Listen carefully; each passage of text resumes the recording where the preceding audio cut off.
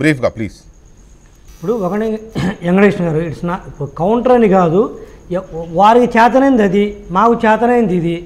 గతంలో కూడా మేము 2014 కూడా రైతు రుణమాఫీ కొంత పూర్తిగా చేస్తామని చెప్పాం, కొంత చేయలేదు. కానీ చేసింది కూడా 75,000 రూపాయలు యావరేజ్గా చేసాం. కొంతమంది రైతులకైతే 150,000 రూపాయలు, 140,000 కూడా అయింది. ఈయన జగన్మోహన్ రెడ్డి గారు మొత్తం కలిపి కూడా 37,500 ఇవ్వలేదు కదా రైతులకి ఈ సంవత్సరము. సో ఈ 5 సంవత్సరాలు ఆయన.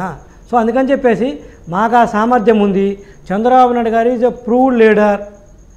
సంపద సృష్టించడంలో కావచ్చు, ఉద్యోగాలు ఇప్పించడంలో కావచ్చు, లేకపోతే రాష్ట్రాన్ని ముందుకు తీసుకెళ్లడంలో కావచ్చు, ఏ అంశంలో కూడా ఆయన ఒక 20 years 25 years విజనరీగా ఉంటాడు. అది ఎవడు కాదలేనటువంటి అంశము ఈరోజు కళ్ళ ముందు కనపడుతుంది. నేను అయినప్పుడు కూడా చెప్తాను, ఇప్పుడు ఆల్రెడీ మేము సూపర్ 6 అని కొన్ని చెప్పాము. ఏది మహిళలకు 3 గ్యాస్ సిలిండర్లు కావచ్చు, మహిళలకు ఉచిత బస్సు ప్రయాణము, మహిళలకు 1,500 రూపాయలు ప్రతి నెల ఇవ్వటం కావచ్చు, లేకపోతే తల్లి వందనం కింద ప్రతి విద్యార్థికి, అంటే ఒక తల్లికి 2 పిల్లలున్నా 3 ఉన్నా కూడా 15,000 రూపాయలు ప్రతి విద్యార్థి చొప్పున ఇవ్వటం కావచ్చు. అదేవిధంగా మేము పెట్టుకునే, అదేవిధంగా రైతులకి 20,000 రూపాయల సంవత్సరానికి. సో అదేవిధంగా ఉద్యోగస్తులకి, అంటే ఉద్యోగస్తులు అంటే నిరుద్యోగులకి 20 లక్షల ఉద్యోగాలు కల్పించటము, ప్రభుత్వంలో కావచ్చు లేకపోతే ప్రైవేట్ రంగంలో కావచ్చు. లేదా ఈ ఉద్యోగం వచ్చేలోపు వాళ్ళకు నిరుద్యోగ భృతి కింద 3,000 రూపాయలు ప్రతి నెల. ఈ విధంగా మేము సూపర్ 6 అని చెప్పేసి, బాబు గ్యారెంటీ అని చెప్పేసి ఆల్రెడీ ప్రకటించినాము. అయితే మేము వెల్ఫేర్ మీదనే డిపెండ్ అవ్వం వెంకటకృష్ణ గారు.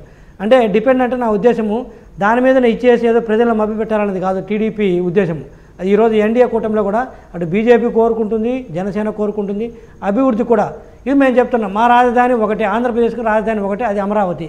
నీకు ఏమైనా తలకాయ ఉందా లేదా వెంకటకృష్ణ గారు? వైసీపీ వాళ్ళకి 3 రాజధానులు ఏంది వెంకటకృష్ణ గారు? 3 ఏంది కర్మ ఏంది?